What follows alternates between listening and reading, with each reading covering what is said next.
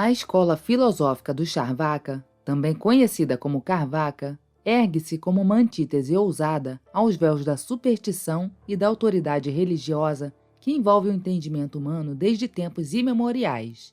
Desenvolvida por volta de 600 a.C. na Índia, essa filosofia materialista abraça a matéria tangível como a essência última da existência, rejeitando quaisquer noções de alma ou planos de existência além do mundo perceptível. O próprio nome Charvaka carrega uma aura de mistério, disputado por alguns estudiosos que o associam ao ato de mastigar, evocando a ideia de desfrutar os prazeres terrenos da vida, enquanto outros o relacionam ao possível fundador da escola ou a um reformador chamado Brahaspati. Esta filosofia também é conhecida como Lokayata, filosofia do povo, ou Braspatya, em homenagem a Braspati. Os princípios fundamentais do Charvaka desafiam os pilares das crenças religiosas e espirituais predominantes de sua época, defendendo a percepção direta como o único meio de discernir a verdade.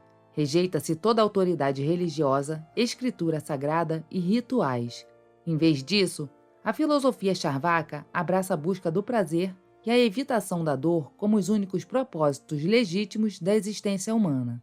No entanto, é importante reconhecer que, embora esses princípios sejam amplamente aceitos como representativos do Charvaka, nenhum texto original da escola foi descoberto até hoje. Todas as informações que temos sobre a filosofia provêm de obras posteriores de tradições religiosas hindus, jainistas e budistas, que frequentemente refutavam as crenças do Charvaka. Acredita-se que o Charvaka tenha sido desenvolvido por Braspati, como uma resposta ao que ele via como a superstição irracional que permeava a sociedade. A identidade exata de Charvaka e sua relação com Braspati ainda são objetos de debate, pois nenhum texto central da escola, como o Sutra Braspati, sobreviveu. Apesar de sua influência considerável na época, especialmente no estímulo ao pensamento científico, o Charvaka gradualmente desapareceu por volta do século XII d.C. Apesar de sua efêmera existência histórica, as ideias do Charvaka ecoam através dos séculos, antecipando o ateísmo, hedonismo e utilitarismo de filósofos posteriores como Crítias de Atenas, Aristipo de Cirene e Epicuro. Seu legado ressoa nas filosofias empiristas e utilitaristas dos séculos XIX e XX, demonstrando que, embora possa ter sido uma voz solitária em sua época, era um sistema de crenças muito à frente de seu tempo, mesmo que não tenha influenciado diretamente esses sistemas posteriores. A ascensão do Charvaka como uma voz dissidente na paisagem filosófica da Índia antiga foi uma resposta direta à hegemonia religiosa estabelecida pelos Vedas. Esses antigos textos, considerados a fonte primordial de conhecimento no hinduísmo, delineavam uma visão cósmica onde o universo operava sob regras estabelecidas por um ser divino incompreensivelmente grande, Brahman. Os Vedas, cantados em sânscrito pela classe sacerdotal, eram tidos como revelações divinas, inacessíveis às mentes mortais individuais. Eles preconizavam a jornada espiritual de cada ser humano em direção à realização da união entre o Atman interior e o Brahman cósmico. Esta busca era facilitada pelo cumprimento do Dharma, ação correta para alcançar o karma desejável e, por fim, atingir a libertação do ciclo de renascimento e morte, o moksha. O movimento religioso e filosófico que se desenvolveu a partir dessa visão védica ficou conhecido como Brahmanismo, e aqueles que o aceitavam eram chamados de Astika, reconhecendo a existência do Atman, Brahman e a autoridade dos Vedas.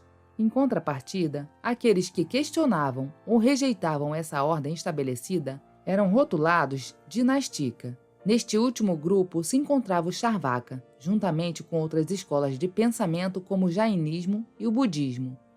O Charvaka, liderado por figuras como Braspati, desafiava a autoridade dos Vedas e a estrutura social baseada na religião, argumentando que a vida deveria ser desfrutada plenamente sem temer punições nesta ou em outras existências. Braspati, em suas observações e críticas aos textos védicos, questionava a validade das regras e rituais prescritos pelos sacerdotes, denunciando-os como um estratagema para manter a elite sacerdotal no poder às custas das massas enganadas. A motivação precisa de Braspati e os detalhes de suas ações iniciais permanecem envoltos em mistério, mas sua mensagem ressoou com aqueles que desejavam libertar-se das amarras da ortodoxia religiosa.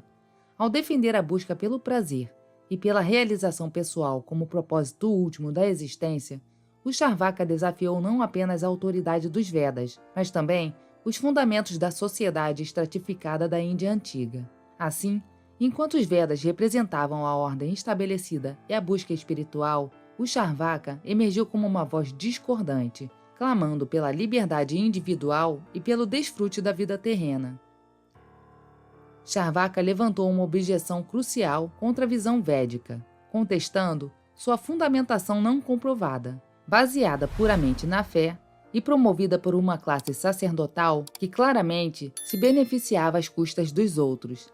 Rituais, doações e penitências enriqueceram os sacerdotes, enquanto empobreciam as classes mais baixas. Este enriquecimento era sustentado por uma alegação improvável de que os sacerdotes possuíam o conhecimento supremo, prometendo uma vida mais próspera nesta existência e uma reunião feliz com a divindade após a morte.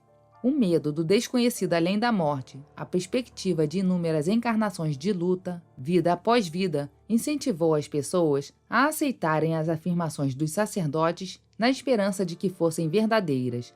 No entanto, afirmou Charvaka, tais reivindicações careciam de evidência substancial. Esta objeção levou à crença central dos Charvakas, de que somente a percepção direta poderia estabelecer a verdade, enquanto o que não pudesse ser percebido pelos sentidos não poderia existir. Embora outras escolas de pensamento nastica, como o jainismo e o budismo, também rejeitassem a visão védica, Charvaka diferia significativamente delas. Charvaka é o único sistema completamente materialista, enquanto os outros aceitam formas de vida espiritual. O jainismo, por exemplo, busca a libertação da escravidão kármica, enfatizando uma vida sem sofrimento que culmina na liberação através da autorrealização meditativa. O budismo, por sua vez, analisa as causas do sofrimento humano e propõe um caminho para sua cessação. Charvaka, por outro lado, sustenta que o sofrimento é simplesmente a ausência de prazer e que a busca pelo prazer sensual é a cura para isso. Charvaka rejeitou a cosmologia religiosa, argumentando que especular sobre a criação do universo era fútil, pois não havia como saber. Era mais lógico concluir que o cosmos se desenvolveu de acordo com leis naturais, independentemente de sua origem.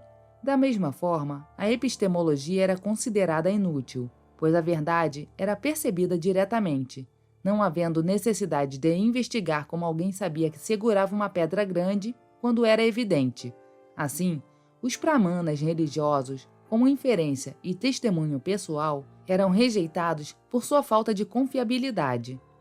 Os sistemas éticos também foram descartados, considerados como meras construções para controlar e enriquecer.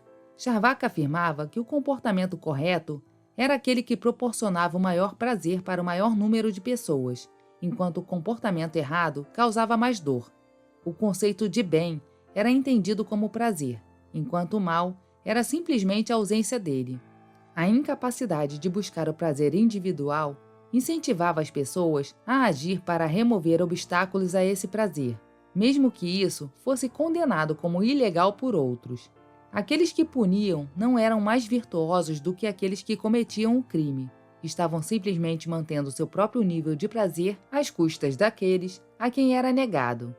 Esses mesmos conceitos foram desenvolvidos, provavelmente de forma independente na Grécia Antiga e em outros lugares. Embora o político ateniense Critias nunca tenha estabelecido uma escola formal, o seu trabalho existente ecoa a mesma visão de Braspati. Critias escreveu que a religião nada mais é do que um meio pelo qual os fortes controlam os fracos, enriquecendo-se através da manutenção de leis que funcionam em seu benefício. A filosofia de Aristipo de Cirene é quase idêntica à de Charvaka, pois ele acreditava que o objetivo mais nobre ao qual alguém poderia se dedicar na vida era a busca do prazer. Aristipo acreditava em viver o momento e em se divertir tanto quanto pudesse. Sua filosofia é frequentemente comparada à do filósofo hedonista chinês Yang Zhu, que também acreditava que a religião era uma construção artificial para controlar as pessoas e se preocupar com o que definia uma ação certa e uma ação errada era uma perda de tempo quando alguém poderia se divertir fazendo o que quisesse. O hedonista mais conhecido é Epicuro, que também acreditava que a busca do prazer deveria ser o objetivo mais elevado. A filosofia de Epicuro também estava, na verdade, longe do tipo de hedonismo definido por Charvaka, por Aristipo ou por Yang Zhu. Para Epicuro, a busca do prazer significava desfrutar plenamente do que se tinha, sem se preocupar com o que não se tinha. O prazer produzia felicidade apenas enquanto pudesse ser desfrutado sem estresse ou preocupação, o que significava que se deveria observar moderação em todas as coisas, a fim de viver o maior tempo possível com ótima saúde para desfrutar o máximo que pudesse. Não se sabe se Charvaka influenciou algum desses escritores posteriores, mas é interessante notar os conceitos charvakas expressos em outras culturas. Os escritores gregos lançariam as bases para escritores posteriores, como o empirista escocês David Hume, entre cujas afirmações está a de que, se nunca nos dissessem que Deus existe, não encontraríamos nada no mundo que sugerisse tal. A filosofia utilitarista desenvolvida por John Stuart Mill apresenta semelhanças notáveis com Charvaka e com algumas diferenças. O mesmo acontece com os trabalhos dos existencialistas, nomeadamente Jean-Paul Sartre e seus seguidores. Quando surgiram, tanto os escritores quanto os sistemas filosóficos posteriores enfrentaram resistência e especialmente da religião organizada. A rejeição de Charvaka à religião e sua insistência na busca do prazer abalaram a autoridade dos sacerdotes e da elite, além de perturbar o status quo ao negar às pessoas a existência de um significado último na vida e na segurança após a morte. A declaração de Charvaka de que não havia vida após a morte, sem promessas de recompensa final para os virtuosos, certamente não foi bem recebida. Enquanto a sociedade reconhecia a morte como inevitável e acreditava que o bom comportamento resultaria em uma vida após a morte feliz, Charvaka negava essa noção. Para ele, não havia promessas de recompensas ou punição além da vida terrena. Apenas a extinção aguardava a todos, independente de suas ações. Embora tenha sido rotulada como Lokayata, a filosofia do povo, não há evidências de que tenha sido amplamente adotada. Pelo contrário, o termo parece ter sido usado para denotar falta de substância intelectual.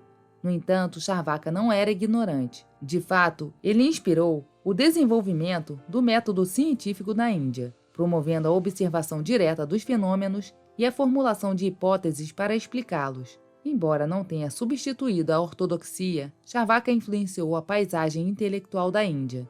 Eventos como doenças ou sorte inesperada passaram a ser compreendidos como ocorrências naturais, não como atos divinos de punição ou recompensa.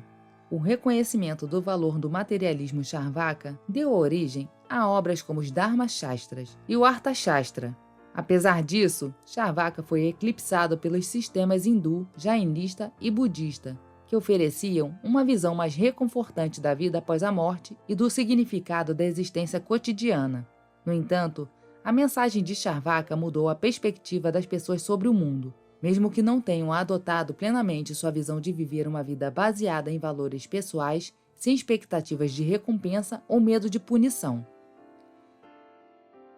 Em última análise, a filosofia Charvaka deixou uma marca indelével na história do pensamento humano.